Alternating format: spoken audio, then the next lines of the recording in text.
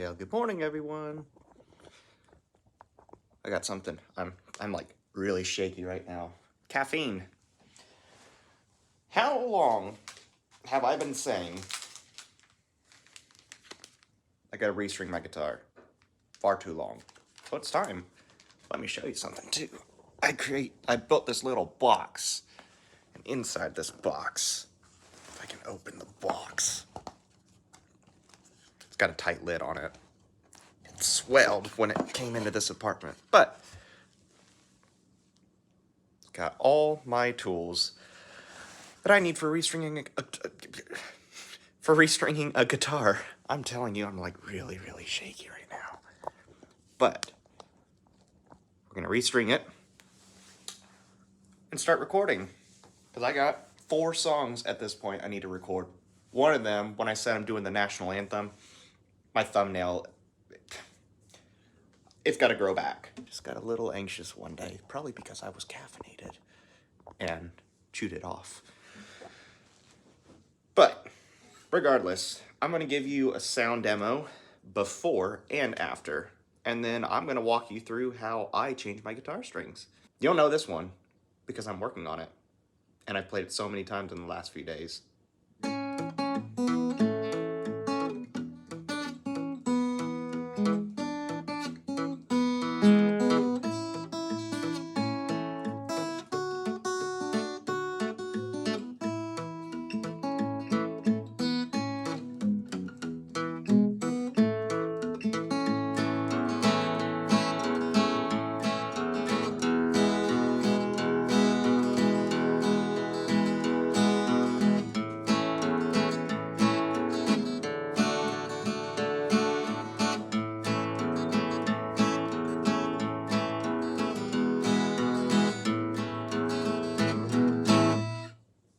There's that.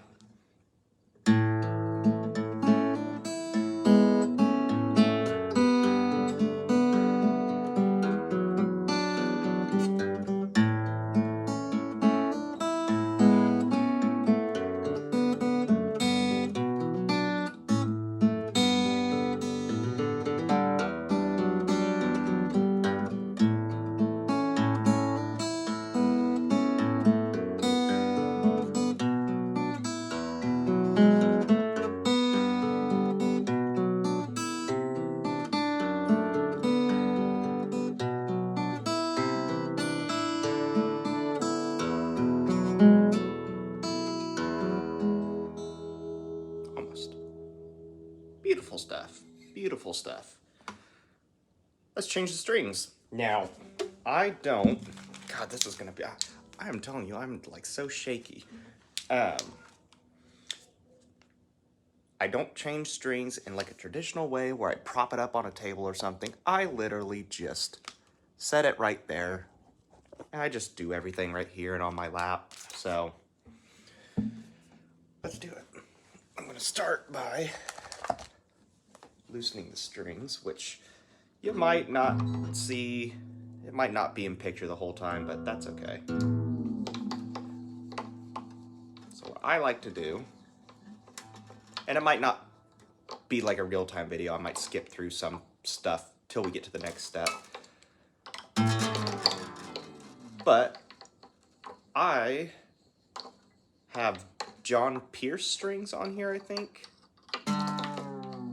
which are like the strings that James Taylor uses. Like, I think it's John Pierce. It might be Jim Pierce. I'll put looks like this. But I like using the light gauge. I like using light gauge strings. Like right now I'm gonna be using these Martin, it's phosphor bronze, extra light, 10 through 47. It's just much easier to play fingerstyle when your strings are lighter.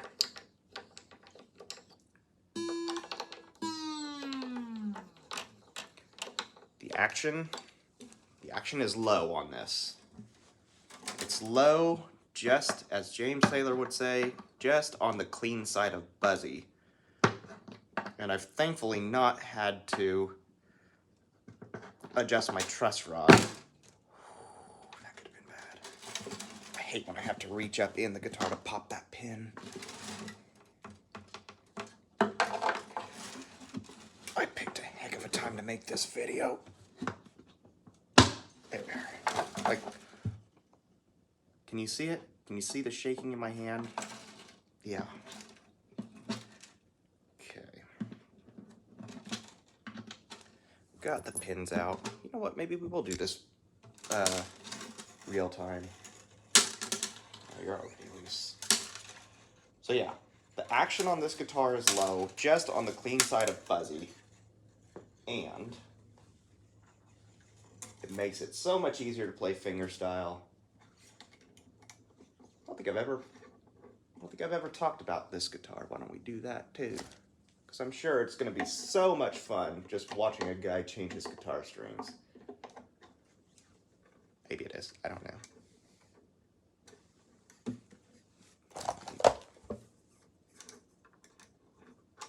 There we are. So, this guitar I bought in, I believe it was 2017? I don't know if I still have the video on my channel when I got it. I might have deleted it because honestly it was probably boring to watch. I think it was 2017. I bought it off of reverb.com, and I bought it as a B grade model, which my understanding of a B grade guitar is they come out of the manufacturer with a defect in it. I don't know how it got through quality control, but they come out of the factory with a defect, and people will buy these guitars and fix them and sell them for a lower price, which is how I got this guitar. Because I think when they were making this guitar, I believe it retailed for maybe like, oh jeez, yep, now I'm bleeding, that's fine. I think it retailed for $1,500, maybe $1,700. It's a Simon & Patrick guitar, which if you know Godin, the Godin brand of guitars, they make like Seagull and some other brand. Godin is like the equivalent of, say, Fender, and then with Fender you have Squier, I guess the made in Mexico ones. So Godin is the company, the parent company. Simon & Patrick is kind of a subsidiary. And I own two Simon & Patricks. I own this one, and then my Dreadnought 6-string is also a Simon & Patrick. This one, oh, just hold on now. That's what I like doing when I'm taking the strings off. This one is the Simon & Patrick Showcase Rosewood CHHG. Yeah. Their Showcase Rosewood guitars are like their highest end model. And I really wanted it because it was a concert hall. I just thought it looked cool. And I love Simon & Patrick through my one guitar, so just figured why not buy another one? Buy something I could do fingerstyle with. So this is like my main guitar that I use pretty much all the time. Now, the next thing I do, now that everything's taken off, I clean it. And I don't know how well you could see this. Yeah, you see all that grime on the fretboard? When I was playing electric guitar, I would clean the strings pretty regularly. I kind of just fell out of that habit. I need to do it. And usually I think you just take a paper towel with like a string cleaner. I think I used to use Windex. Probably not good for it. And then I would just grab each string and just pull it until it was clean. But I always do this step. This is quadruple aught steel wool. And all I do is I go on every fret and I give it just a nice scrub. Just kind of get some of that grime off, because I'm also going to oil this fretboard. which I want to preface everything and say, you might see me do some stuff that is probably frowned upon in the lutherie world or the guitar tech world, like the chemicals I use or just anything that I do. I'm just doing things the way that I learned so many years ago. I have since switched up one thing. I don't use Windex anymore to actually clean the guitar surface. I actually have a guitar cleaner now. But one place I was going with that was, they say you should oil an ebony fretboard. I could be wrong on this, but they say you should oil your fretboard either once or twice a year. I typically do it every time I restring, just because I do. Oh yeah, no, I don't need to do that. I do need a paper towel though. Hold on.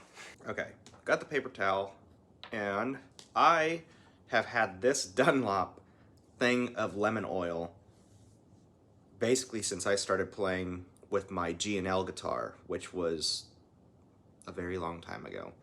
It's so old.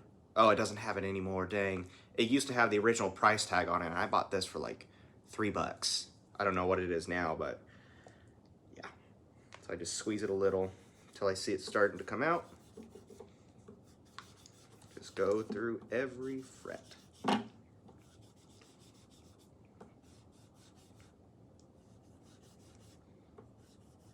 Are y'all excited for my next few recordings? I'm gonna start with, as you know, The Ways of a Woman in Love. And then I'm probably gonna do Man in Black after that. And then Can't Help Falling in Love with You. And then from that point, it's gonna be my short song. And if you don't know what I'm talking about, watch my most recent short that's posted before this video, where I want your help writing a song. I want to do something in the Travis picking. I keep calling it Travis picking. It's, well, I think it is Travis picking, but it's like Travis picking, Chet Atkins, stuff like that. I want to write an original song, but I want your help with it. 2 people have already commented. Thank you very much for doing that. You're going to give me a chord progression in whatever key. If it's based off a song, don't tell me the song, because I will probably just play that song. I want something original. So just give me a chord progression. I'll pick the one I like the best. So far, the 2 that you've given me have been, I've been trying to finagle with it, and it's pretty cool what's coming about. But basically, I'm going to record like a few examples, post it on shorts again, and just be like, which of these do you like the sound of better? And you'll let me know. And then I'll do that, and then probably do a couple bass lines, whether it's like a walking up, walking down type bass, whether it's just a simple like thumb, thumb, thumb, that type sound. See which one you like best. Maybe do one for the rhythm section, because I could play it up higher on the neck or down lower, whichever sounds the best. And then I'll post it, and we'll call it the Shorts song. Shorts song. Right? Sounds pretty cool.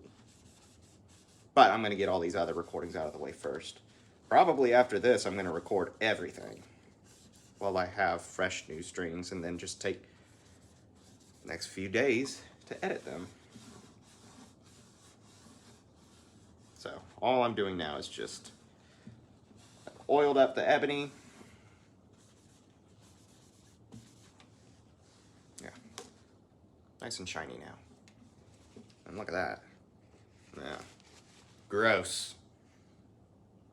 Okay, next up, I gotta actually clean my guitar because it's dusty. So I've got Martin's Guitar Cleaner and Polish. That's all it is. Just do a the squirts on here. I actually have a... Ooh, no. Wait, I got something. I keep an old crummy black t-shirt up in my cabinet that every time I do this, I just cut a little piece off of it.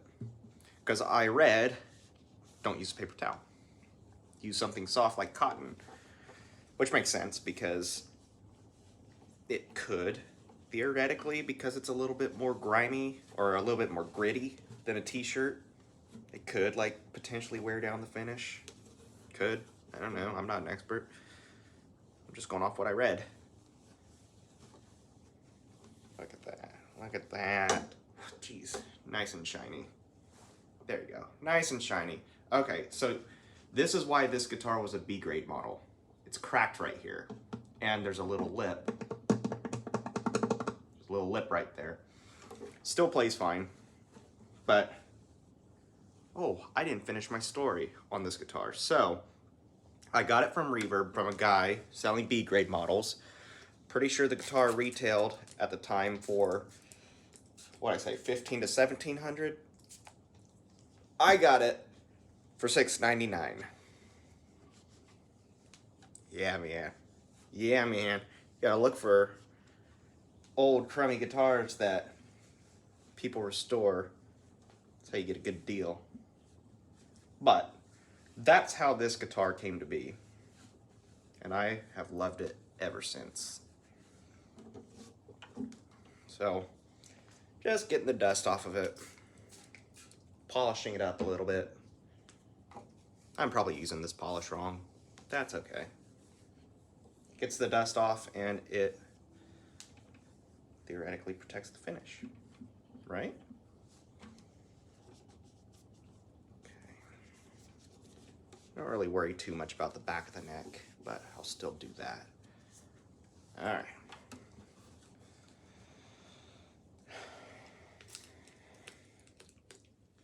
At this point, this rag is now starting to get enough built into it that I probably don't need to spray anywhere anymore. Is there really a point to cleaning it? I mean, not really. But if it's my main guitar that I use in all my videos, I might as well make it look a little shiny and pretty, right? Honestly, this is what takes the longest. I also have I might have to look into new tuners because this one, yeah, compared to, it's busted for some reason. I've tried seeing what I could do with it, but oh well. It's like the whole thing is it's just loose. But when I put the strings on it, that string tension pulls it tight, so it doesn't really affect it. Get down in the slots.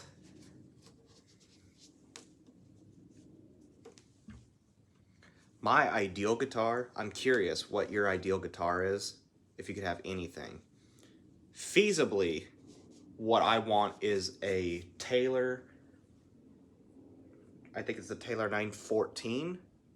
I'll put the picture of it here on which one I want, like the specific one I want, but I can't afford it right now. My ideal guitar would be a James Olsen guitar. Have I talked about this before? Yeah, I've talked about that before. Unless I want to sell my soul,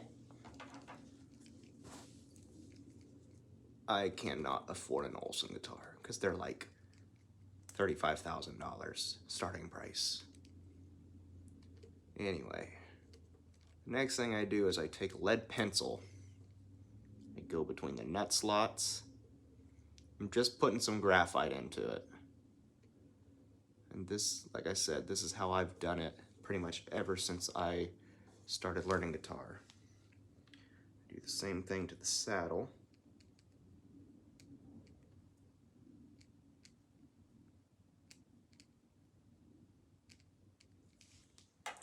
All right.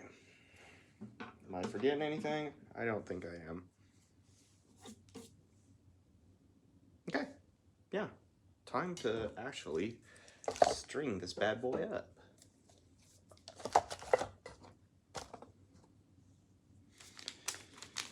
Now, I've read many things on how to string up a guitar. Some say you do the outside strings first and you work your way in. I've read some say start with the thinnest string and work your way up. I always start with the thickest string and work my way down, so I don't think it really matters one bit. And yeah, you might be saying, Jackson, why don't you adjust the truss rod? Because I don't have to. I've not had to adjust this truss rod basically since I've got the guitar. And if I do have to adjust it, I will. I don't like adjusting truss rods, but if I have to, I will. And then the way that I thread the string, especially through these slotted headstocks, I just go down through the hole, turn it around, and come back up. I don't like tie a knot or anything like that. I probably should, but really never had an issue with it. Do that, and then we start tuning. Now, I'll tune it by ear when I get all the strings on, but I will eventually need to use my phone for the tuner, so.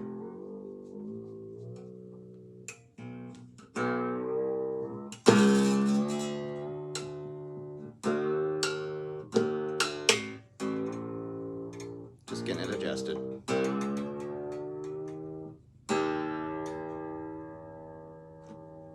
Okay. Now, I'm gonna do that 5 more times, and I'm not gonna make you watch it. Let's just do it the same thing every time. So, next time you see me, it will be strung up. Be strung up and tuned up. Yeah. That was easy, right? Apparently not. Gotta like actually push down on the bridge pin and pull up on the string to make sure it's wedged. There we are. Okay. We're gonna tune it by ear first. I think that's close enough to an E. I just use the 5th fret method start. Trying to listen if that sounds like it's wobbly. Close. Oops.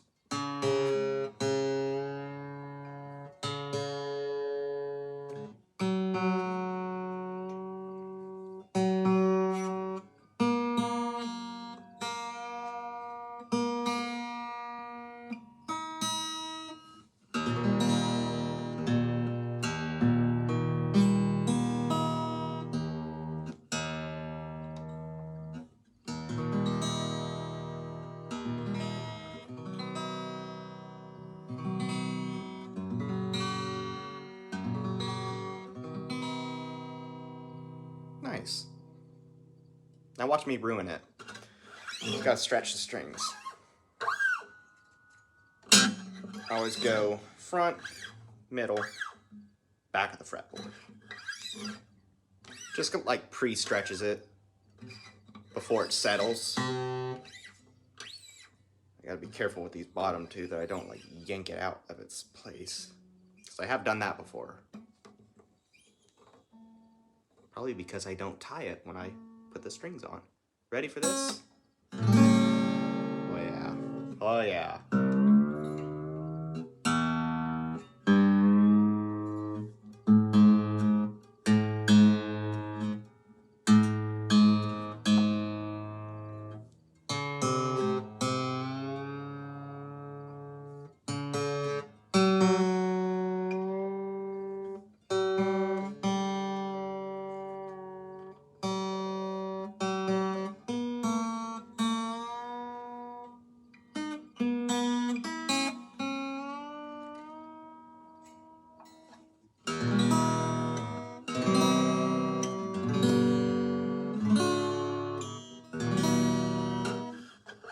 getting there. Do one more stretch. Then we'll tune this sucker up using an actual tuner. And everything I played at the beginning, I'll do it again so you can see the difference. Because my goodness, do new strings, they just feel better, they're easier to play, and obviously they just sound better.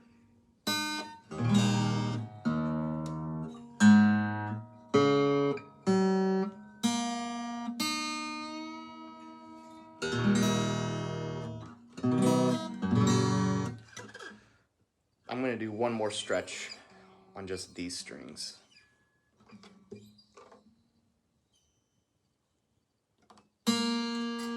So that's, see, it's starting to hold its pitch now.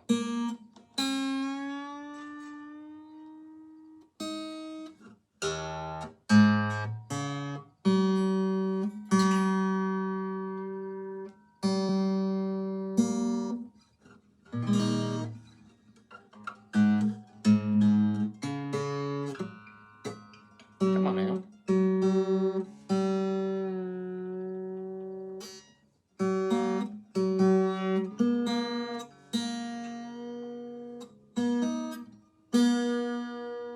Hear that wobble? Almost like a chorusy sound.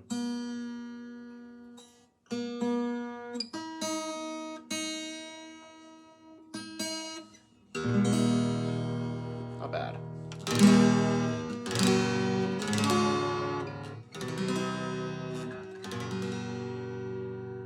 It's already so much brighter.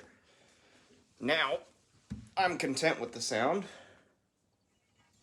I'm going to cut all of this stuff off. Yes, I've been poked in the eye before by doing this. And one time, on my electric guitar, I had cut it too close to the tuning machine where it's attached to the tuning machine, and the whole string just snapped out. I didn't wind it enough. Right there. All right. Well, we're done restringing it, so let me tune it up.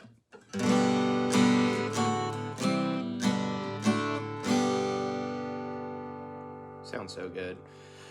I should also mention, I don't tune dead on the note. I do the James Taylor tuning where each string is tuned down a certain amount of cents. My understanding from that video, a cent is 1/100th of a half step.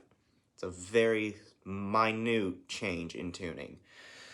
But I do that, and he does it, because the guitar, not to get too technical, I'll link that video below, but essentially the guitar is not like a precise instrument. Like bass notes ring sharper when you hit them harder, and for whatever reason the B string always tends to ring either sharp or flat, whatever he said. And basically when you put a capo on the neck, it's already going to try to sharpen everything.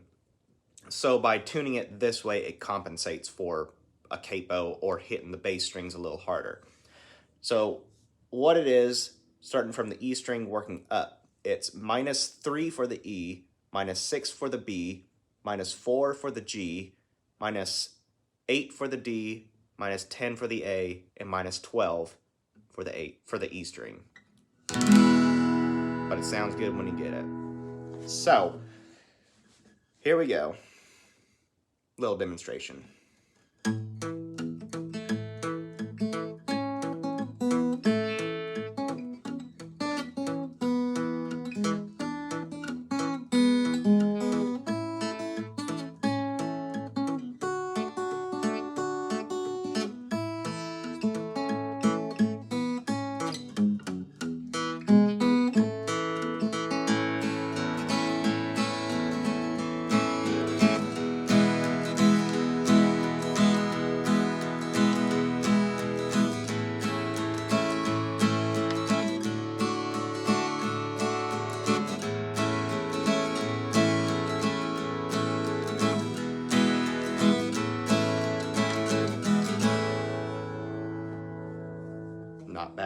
Not bad at all.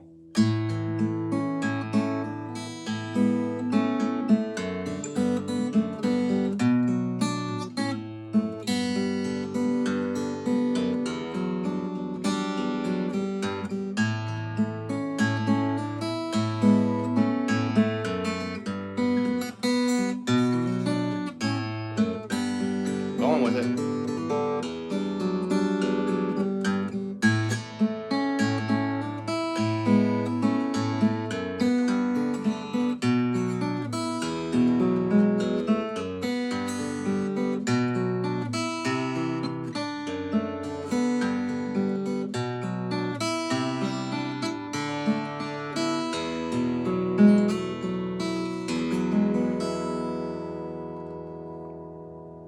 Huge difference. I can already feel it's a lot easier to play, minus me hitting the wrong notes, but so much easier to play, so much smoother.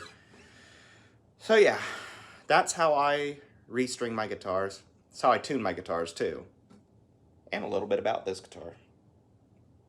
I need to start that series on talking about my guitars. But till then, I'm gonna go get the headphones out of my truck and I'm gonna start recording. So, hope you enjoyed it. As you know what to do, like and subscribe. Feels weird saying it. It'll always feel weird, but please like and subscribe. Tell your friends.